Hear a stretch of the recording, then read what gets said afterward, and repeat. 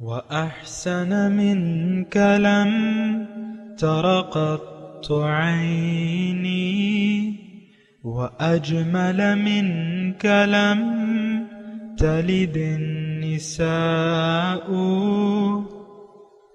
خلقت مبرأ من كل عيب خلقت مبرأ من كل عيب كأنك قد خلقت كما تشاء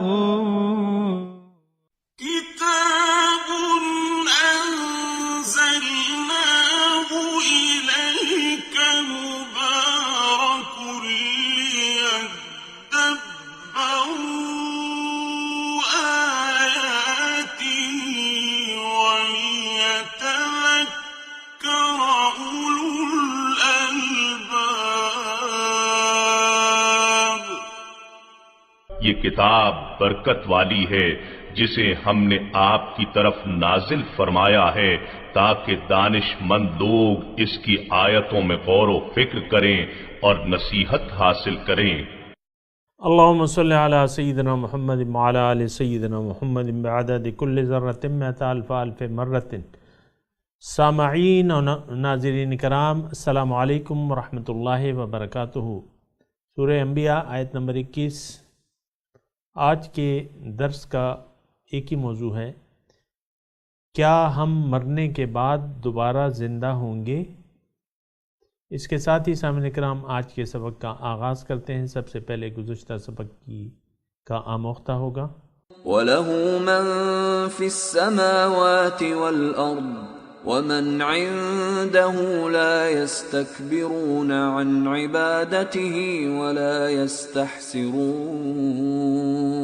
اور جو کوئی آسمانوں اور زمین میں ہے اسی کا بندہ و مملوک ہے، اور جو فرشتے اس کی قربت میں رہتے ہیں وہ نہ تو اس کی عبادت سے تکبر کرتے ہیں اور نہ وہ اس کی طاعت بجا لاتے ہوئے تھکتے ہیں۔ يُسَبِّحُونَ اللَّيْلَ وَالنَّهَارَ لَا يَفْتُرُونَ۔ وہ رات دن اس کی تسبیح کرتے رہتے ہیں اور معمولی سا وقفہ بھی نہیں کرتے۔ سامعین کرام، سورہ انبیاء آیت نمبر 21، لفظی ترجمہ ام اتخذوا آلہۃ من الارض ہم ینشرون۔ لو کان فیہما ام اتخذوا، کیا انہوں نے بنا لیے ہیں معبود زمین سے، ہم ینشرون، اور وہ ان کو دوبارہ زندہ کریں گے۔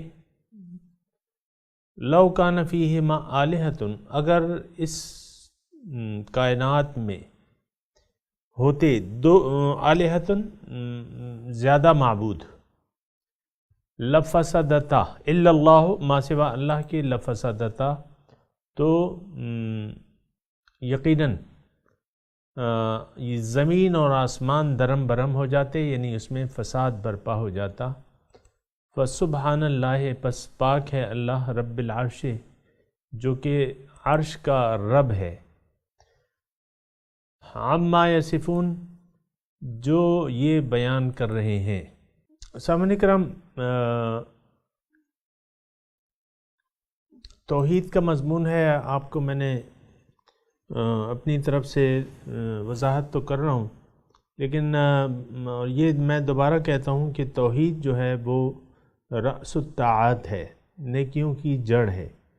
یعنی اگر یہ جڑ جو ہے خراب ہو جائے تو پھر نیکیاں کسی کام کی نہیں رہتی۔ سامعین کرام، اور افسوس کی بات یہ ہے، یہ تمام مضامین جو ہم پڑھ رہے ہیں اس کو ہم اپنے لیے نہیں سمجھتے۔ عام طور پہ میں اپنے احساسات بیان کر رہا ہوں، باقی تو آپ دیکھ لیں کہ حقیقت کیا ہے۔ یہ توحید کے مضامین بیان ہو رہے ہیں، عام مسلمان اول تو قرآن کو سمجھنے کی کوئی ضرورت ہی محسوس نہیں کرتا، قرآن تو ہماری ضرورت ہی نہیں ہے۔ اس کی وجہ یہ ہے کہ اللہ تعالیٰ ہمارے نہ مقصود ہے، نہ محبوب ہے، نہ مطلوب ہے اور نہ معبود ہے۔ تو پھر تو قرآن تو ہدی للمتقین ہے۔ سامعین کرام، ایک بات نوٹ کر لیں، قرآن ہدایت ہے متقین کے لیے۔ متقین کون لوگ ہیں؟ جن جو اللہ پہ ایمان رکھتے ہیں، یہ بات نوٹ کر لیں، جو اللہ پہ ایمان نہیں رکھتے ان میں صفت تقوی پیدا نہیں ہو سکتی جیسا کہ اللہ تعالیٰ چاہتے ہیں، یہ بات بھی نوٹ کر لیں۔ تو توحید جو ہے، میں نے آپ کو کہا نا کہ ہم لوگ قطعاً ان مضامین کو ہم اپنے لیے نہیں سمجھتے، ہم تو یعنی یہ سمجھتے ہیں کہ یار یہ تو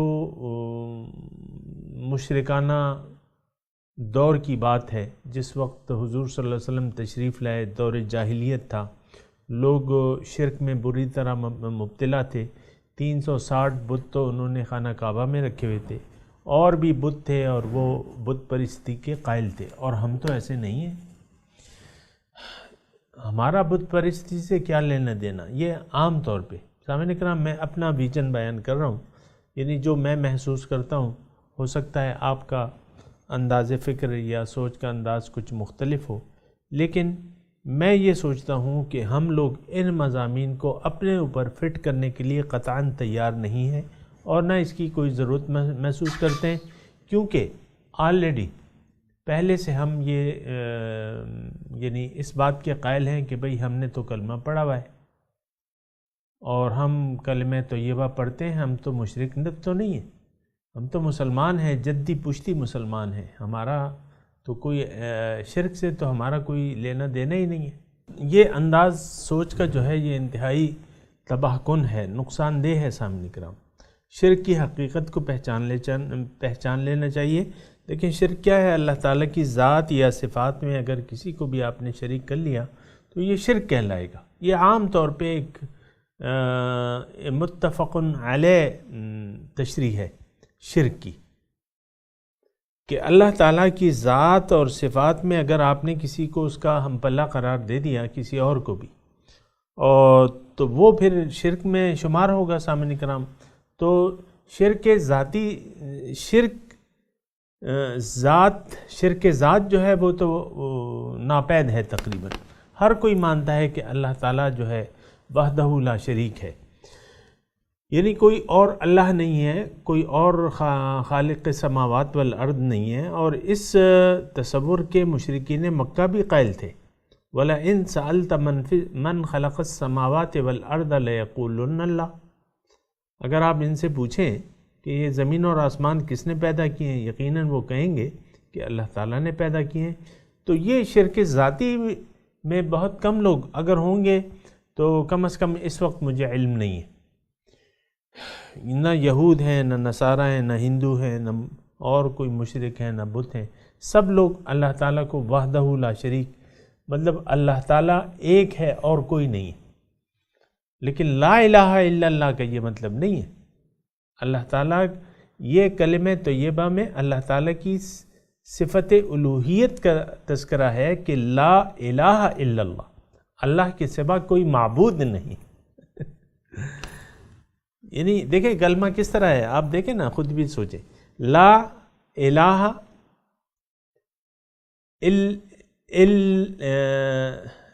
اچھا میں ایک اور کلمہ میں آپ کے سامنے پڑھتا ہوں، یعنی ایک اور کلمہ بناتا ہوں کہ اگر ایسا ہوتا کہ ہم ذات کی بات ہوتی تو پھر لا الہ الا اللہ،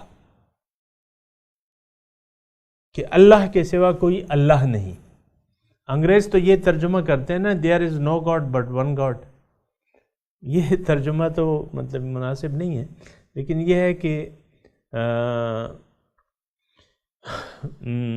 لا الہ الا اللہ، یہ کلمہ توحید جو ہے یہ اللہ تعالیٰ کی صفت الوہیت کی یکتائی بیان کر رہا ہے، اور یہ تمام توحید کا دار و مدار اسی پر ہے سامعین اکرام۔ اصل میں جو شرک صفات ہے یہ عام ہے، اور وہ ہم بھی یعنی ہمارا یہ معاشرہ عام طور پہ اس میں مبتلا ہے، اپنے نفس کی من چاہی خواہشات کے مطابق زندگی گزار رہے ہیں نا، یہ تو آپ کو معلوم ہے، قرآن کی ہدایت کو نہیں ایکسیپٹ کر رہے، حضور کے اسوہ حسنہ کو نہیں قبول کر رہے، ہم اپنی مرضی سے زندگی گزار رہے ہیں اور گزارنا چاہتے ہیں۔ اللہ تو پھر یہ ہے کہ یہ شرک صفاتی کہلاتا ہے سامعین اکرام۔ پھر اگر آپ اس کی مزید تشریح میں جاتے ہیں تو پھر وہ یہ ہے کہ ایک شرک جلی ہے اور ایک شرک خفی ہے۔ مشرکین مکہ یا ہندو یا اور کوئی لوگ جو ہیں یہ شرک جلی میں مبتلا ہیں۔ مثال کے طور پہ عیسائی ہیں، وہ شرک جلی ہے۔ عیسائی کہتے ہیں عیسیٰ علیہ السلام یہ بھی خدا کے بیٹے ہیں مثال کے طور پہ، تو وہ شرک جلی ہے۔ عزیر کو اللہ تعالیٰ کا بیٹا یہودیوں نے قرار دیا ہے، وہ شرک جلی ہے۔ لیکن ایک شرک جلی ہے جس طرح مشرکین مکہ کہتے تھے کہ بھئی یہ بت ہیں، ہم نے ان کو نہیں چھوڑنا، جیسے کہ قوم نوح نے کہا تھا لا تذرن ودا ولا سواع ولا یغوث ویعوق ونسر۔ تم نے آپس میں کہنے لگے کہ تم نے ان بتوں کو نہیں چھوڑنا، لا تذرن آلہتکم۔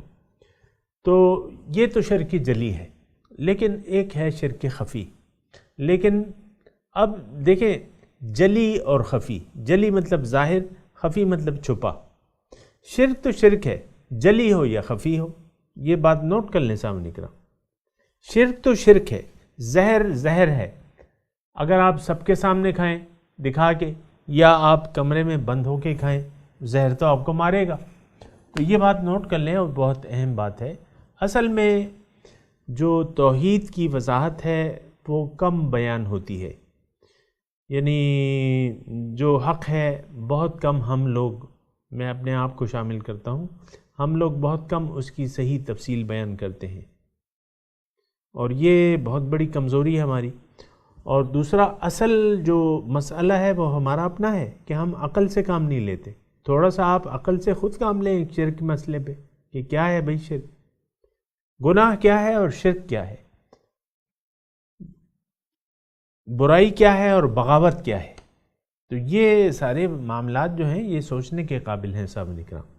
تو بہرحال یہ شرک صفاتی جو ہے چونکہ عام ہے، اور اللہ تعالیٰ اپنی صفت الوہیت میں یکتائی کے بارے میں بات کر رہا ہے عام طور پہ، اور یہ بات نوٹ کر لیں، یہ ایک جملہ میں کہنے جا رہا ہوں، وہ یہ ہے کہ انسان کی نجات اللہ تعالیٰ کو الہ واحد تسلیم کر لینے میں ہے، باقی تو اس کی تفصیلات ہیں، لیکن یہ جملہ آپ نوٹ کر لیں کہ انسان کی نجات، انسان کی کامیابی، انسان کی دنیا میں آنے کا مقصد کس چیز میں پنہا ہے کہ وہ اللہ تعالیٰ کو الہ واحد تسلیم کر لے، اللہ تعالیٰ کو یکتا الہ تسلیم کر لے۔ تو اصل میں مسئلہ یہ ہوتا ہے، میں چونکہ بیان کر چکا ہوں، اللہ تعالیٰ کی توفیق اور اس کے فضل سے کافی وضاحت سے میں نے یہ بات بیان کی ہے کہ شرک کو پہچانیں، اور دیکھیں اگر ہم نے شرک کو نہ پہچانا تو ظاہر ہے کہ جو لوگ شرک خفی میں مبتلا ہیں وہ شرک میں مبتلا رہیں گے، ایک خوش فہمی ان کو لگی رہے گی کہ بھئی میں نے تو کلمہ پڑھا ہے، 5 وقت کی میں نماز پڑھتا ہوں یا پڑھتی ہوں، روزے رکھتی ہوں یا رکھتا ہوں، حج کیا ہوا ہے اور زکوٰۃ دیتی ہوں یا اکثر لوگ تو یہ بھی نہیں پورے کرتے جو 5 بنا ہیں، نماز کی باقاعدگی نہیں ہے، پھر روزے کا اہتمام نہیں ہے، پھر روزے کے حقوق نہیں ہیں، پھر نماز کے جو حقوق ہیں نماز قائم نہیں کرتے، لوگ نماز ادا کرتے ہیں اس کو قائم نہیں کرتے تمام شرائط کے ساتھ، حج کی یعنی چلے جاتے ہیں لیکن وہاں مینارے گنتے رہتے ہیں، ظاہر کو دیکھتے ہیں کہ بھئی کون سی خوراک اچھی ہے کیا نہیں ہے، یہ ساری جو ہے وہ پھر زکوٰۃ جو ہے وہ توڑ کے دیتے ہیں، بعض لوگ تو دیتے ہی نہیں ہیں، اس کی بات الگ ہے، لیکن جو یہ سب کام کر بھی رہا ہے باقاعدگی سے، اس کی میں بات کر رہا ہوں، اگر اس کا اللہ تعالیٰ الہ واحد اس نے تسلیم نہیں کیا ہے۔ پھر دوسری اہم بات یہ ہے سامعین اکرام کہ اللہ تعالیٰ ہماری منزل بھی ہے۔ سب سے پہلے یہ آپ نے یقین کرنا ہوگا کہ اللہ تعالیٰ ہماری منزل ہے، وہ ہمارا مقصود واحد ہے۔ یہ ایک بنیادی بات ہے سامعین اکرام، جب تک اللہ تعالیٰ کو ہم اپنا مقصد حیات نہ بنا لیں، جیسا کہ ہے وہ، جب ہم خود اپنے ارادے سے نہ بنا لیں تو آپ یقین کر لیں آپ اللہ تعالیٰ کی نہ بندگی کر سکتے ہیں، نہ صفت تقویٰ آپ میں پیدا ہو سکتی ہے، نہ آپ کا تزکیہ نفس ہو سکتا ہے، اور نہ نیکیاں کچھ کام آئیں گی. یہ بات نوٹ کر لیں، نیکیاں پھر کام نہیں آتی. جب آپ کا ایمان باللہ ہی نہیں تو پھر آپ نیکیاں کرتے رہیں نا. شرط ایمان کے ساتھ عمل صالح مقبول ہیں. یہ تو عام الا الذین آمنوا وعملوا الصالحات. بہرحال سامعین کرام، یہ اپنے مضمون کی طرف آتے ہیں. اللہ تعالیٰ جو پہلی آیت ہم نے پڑھی ہے، اللہ تعالیٰ مشرکوں کو کہتا ہے، یعنی اب تمام اقسام کا جو شرک ہے، شرک جلی اور شرک خفی، کہ بھئی جن ہستیوں میں تم کچھ طاقت تلاش کرتے ہو، کیا مرنے کے بعد وہ تمہیں دوبارہ زندہ کریں گی؟ ام اتخذوا آلہۃ من الارض. یہ میں نے گزشتہ سبق میں بھی یہ آپ کو پوائنٹ نوٹ کرایا تھا کہ انہوں نے جو معبود زمین سے بنائے ہوئے، کیا مطلب کہ آپ مٹیریل کو آپ نے اللہ تعالیٰ بنا لیا ہے، یا خدا بنا لیا ہے، یا اس کو اپنے قاضی الحاجات سمجھ لیا ہے. وَيَعْبُدُونَ مِن دُونِ اللَّهِ مَا لَا يَضُرُّهُمْ وَلَا يَنْفَعُهُمْ. اللہ تعالیٰ نے تو کھول کے سب چیزیں کھول کے بیان کی کہ یہ لوگ یعنی کہنا مانتے ہیں، خیال رکھتے ہیں، ترجیح دیتے ہیں. یعبدون کا میں نے معنی بیان کر رہا ہوں. عبادت مطلب عبادت جس کی آپ عبادت کرتے ہیں وہ آپ کا مقصود بھی ہے، نمبر ایک، وہ آپ کو محبوب بھی ہے، چاہتے ہیں آپ اسے، وہ آپ کو مطلوب بھی ہے، پھر وہ آپ کی ترجیح بھی ہے. تو وَيَعْبُدُونَ مِن دُونِ اللَّهِ مَا لَا يَنْفَعُهُمْ وَلَا يَضُرُّهُمْ وَلَا يَنْفَعُهُمْ او کما قال. کہ یہ لوگ اللہ کے سوا ایسی ہستیوں کو مانتے ہیں جو نہ ان کو نفع دے سکتی ہیں نہ نقصان دے سکتی ہیں. نفع پہنچانے والا، نقصان دینے والی ایک ذات ہے سامنے کا، اللہ. یہ بات یقین کر لیں، جتنا آپ اس پہ یقین کر لیں گے آپ کی پریشانیاں کم ہو جائیں گی. اللہ ہی سے آپ کی ساری امیدیں وابستہ ہو جائیں گی. اللہ تعالیٰ کے عذاب سے پھر آپ کو ڈرنا ہوگا، پھر آپ ڈریں گے. نبئ عبادی انی انا الغفور الرحیم وان عذابی هو العذاب العلیم. آپ میرے بندوں کو خبر دے دیجئے کہ کوئی بات نہیں، میری طرف لوٹ آؤ، میں بہت بخشنے والا مہربان ہوں. لیکن اگر تم بغاوت اور شرک پر اڑے رہے تو میرا عذاب جو ہے وہ دردناک عذاب ہے. عذاب کا تذکرہ تو لازمی ہے سامنے کا، وہ بیان کرنا چاہیے، کیونکہ ایک حقیقت اگر ہم اس سے نظریں چرا لیں تو پھر کل ہم کہہ سکتے ہیں ہمیں تو پتہ ہی نہیں تھا کہ اس کی سزا کیا ہے. اب مثال کے طور پہ اور لوگ جرائم کرتے ہیں لیکن کسی کو قتل کرنے کا جرم عام نہیں ہے. یعنی بات بات پہ وہ لوگ مکے، لڑائیاں، یہ وہ دھینگا مشتی یہ تو کر لیتے ہیں لوگ. یعنی غصہ جب آتا ہے تو آپس میں ایسے لڑ پڑتے ہیں. مثال کے طور پہ آپ کی اسمبلی میں جو نمائندے آپ نے بھجوائے ہیں وہ آپس میں تو میں کر کے بعض وقت اس میں مائک اکھاڑ کے مائک سے مارتے ہیں. مثال کے طور پہ اسلحہ تو لا نہیں سکتے، تو وہاں جو ہے بس وہ دھینگا میوچتی ہوتی ہے، ایک دوسرے کا گریبان پکڑنا. اور یہ آپ کے نمائندے ہیں جو اتنے اخلاق سے گری ہوئی حرکتیں کرتے ہیں کہ اپنے یعنی دوسرے آدمی کی بات کو برداشت تک نہیں کر سکتے. یہ ہمارا قومی رویہ ہے یہ ہمارا قومی رویہ ہے سامنے کرم. یہ بات نہیں ہے وہ قومی نمائندوں کو چھوڑ دیں، ہم خود ایسے ہیں، بات بات پہ غصہ طیش میں آنا. بہرحال یہاں اللہ تعالیٰ اس آیت میں فرما رہا ہے کہ ام اتخذوا آلہۃ من الارض، انہوں نے معبود، مقصود، مطلوب دنیا کو بنایا ہوا ہے، اس کا تعلق دنیا سے ہے. اب دیکھیں مثال کے طور پہ بعض یعنی عورتیں ہیں، میں قرآن کی زبان میں بات کرتا ہوں. زُيِّنَ لِلنَّاسِ حُبُّ الشَّهَوَاتِ مِنَ النِّسَاءِ، عورتیں آپ کو اچھی لگتی ہیں، آپ پرستار ہیں، خوبصورتی کے آپ پرستار ہیں، اس میں بعض صورتیں آپ کو بہت اچھی لگتی ہیں. پھر آپ اس میں نپائی کرتے ہیں کہ اس کی آنکھیں کیسی ہیں، ناک کیسی ہے، اور اس کے گال کیسی ہیں، اس کے بال کیسے ہیں، اس کی باڈی کیسی ہے، اس کا قد کیسا ہے، یہ سارے آپ ناپ تول کرتے رہتے ہیں نا. پھر ہی آپ فریفتہ ہو جاتے ہیں، یعنی دل دے بیٹھتے ہیں۔ میرا مطلب یہ ہے کہ آپ کی توجہ ظاہر کی طرف ہو جاتی ہے، اللہ تعالیٰ کے جو حسن ہے، جو قدرت جتنا حسین ہے اس سے آپ کی توجہ ہٹ جاتی ہے، پھر ظاہری آپ کو چیزیں، آپ کو کوئی لڑکے آپ کو اچھے لگنے لگتے ہیں، کوئی لڑکیاں اچھی لگنے، کوئی عورتیں اچھی لگنے، بس آپ، یہ میں نے دیکھا ہے ایسے لوگ امراض میں مبتلا ہوتے ہیں۔ تو پھر من النساء والبنین، پھر اولاد ہے، اولاد کسی نہیں اچھی لگتی، ہائے میرا بچہ، اور آپ کو تو چین نہیں آتا، اور بس اولاد کے، یعنی دن بھر آپ کام کرتے ہیں، رات کو آ کے اولاد سے آپ شغل لگاتے ہیں، جو بھی ہوتا ہے۔ تو یہ چیزیں جو ہیں، پھر اولاد کی محبت آ جاتی ہے، تو اس میں پھر ناجائز طریقے سے وہ ہوتا ہے سامنے کرام۔ پھر اس میں یہ ہوتا ہے کہ پیسہ ہے، والبنین والقناطیر المقنطرۃ من الذهب والفضہ، کہ پیسہ، سونے چاندی کی ڈھیر، یہ بھی آپ کو اچھے لگتے ہیں۔ اب یہ ساری چیزیں جو ہیں، والخیل المسومۃ والانعام والحرث، گاڑیاں ہیں اور یہ سواریاں ہیں اور یہ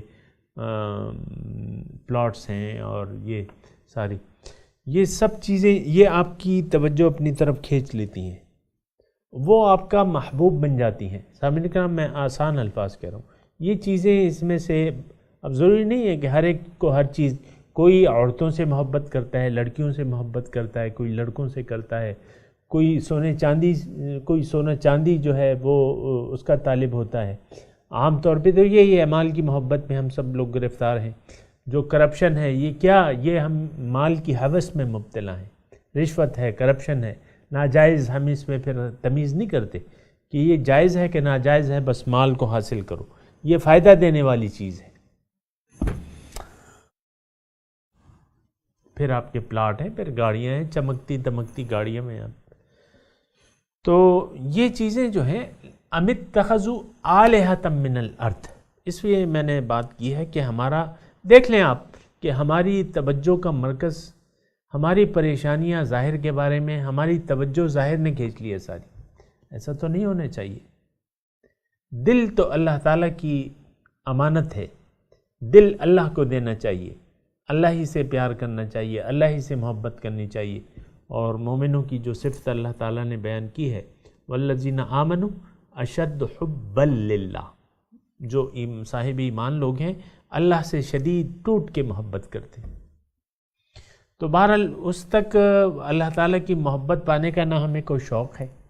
اور یہ بات میں کہہ دوں ساتھ ساتھ سامنے کرام کہ اللہ تعالیٰ کی محبت جو ہے، یہ ایسے نہیں ہے کہ بس آپ کو بیٹھے بٹھائے مل جائے گی، اس کا اپنا ایک طریقہ ہے، ایک لائحہ عمل ہے۔ آپ اللہ تعالیٰ کی محبت ٹوٹ کے محبت کرنا چاہتے ہیں تو اس کا اپنا ایک طریقہ ہے، جو میں بیان بھی کر چکا ہوں، پھر کسی وقت آ جائے گی بات۔ تو یہ آپ کو دل میں جگہ دینی پڑے گی، غیر اللہ کو دل سے نکالنا ہوگا، دل کو خالی کرنا ہوگا، تو پھر وہ نور آ جائے گا سامنے کرام۔ تو بہرحال اللہ تعالیٰ فرماتے ہیں کہ دیکھو تم نے جو معبود بنائے ہوئے ہیں، اب میں ایک جامع جملہ کہنے جا رہا ہوں سامنے کرام اس آیت کی بنا پہ۔ اللہ تعالیٰ شرک جلی، شرک خفی سب لوگوں سے مخاطب ہے کہ بھئی جو تم نے معبود بنائے ہوئے ہیں، جس کا تعلق ظاہر سے ہے، زمین سے ہے، کیا اس میں کوئی طاقت ہے؟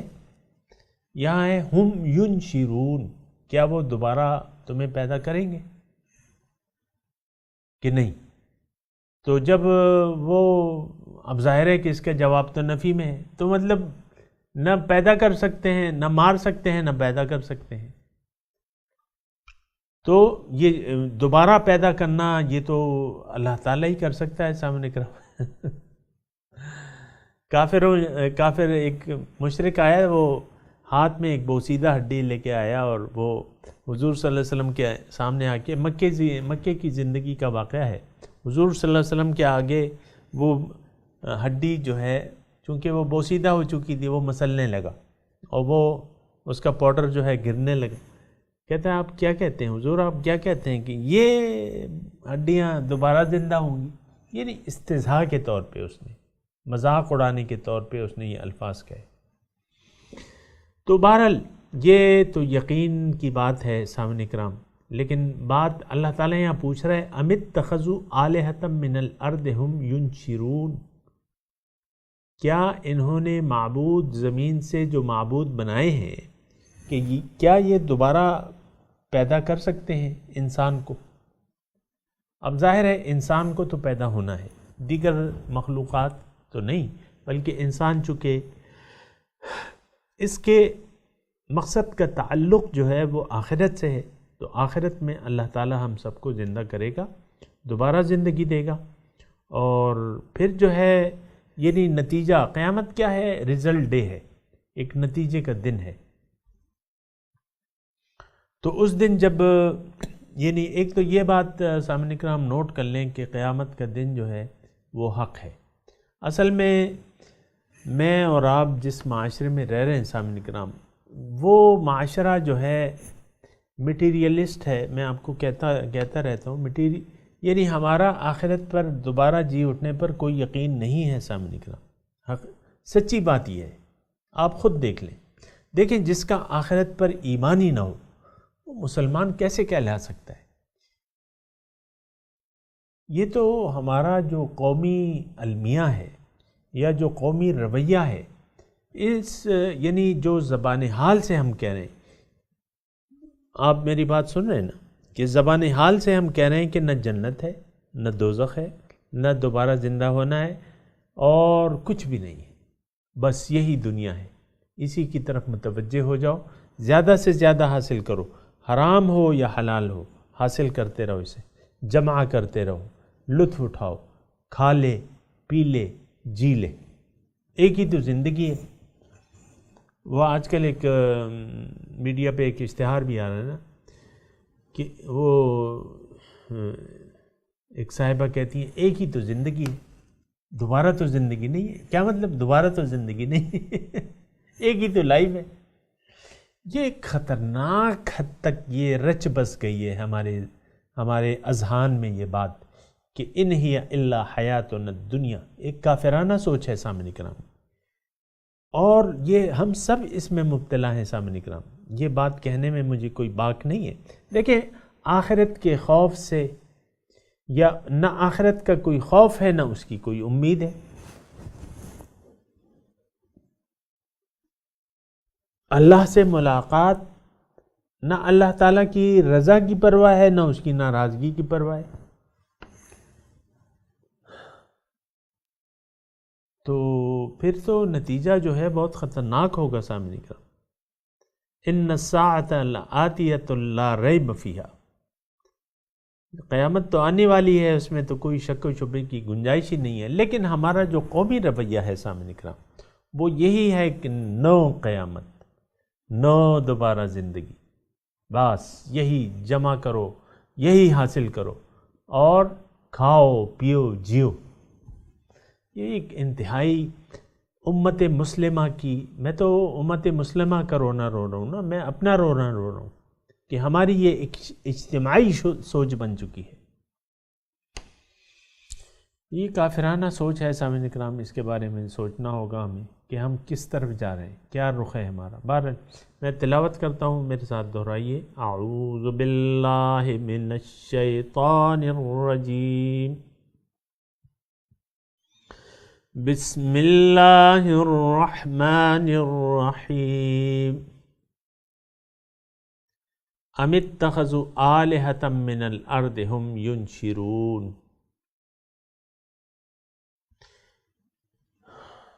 ترجمہ سنا دیجئے۔ ام اتخذوا، کیا انہوں نے بنا لیے ہیں، آلہۃ معبود، من الارض زمین سے، ہم ینشرون کہ وہ کیا دوبارہ پیدا کر سکتے ہیں ان کو۔ سامعین اکرام اب ان آیات کی تلاوت اور ترجمہ سنتے ہیں۔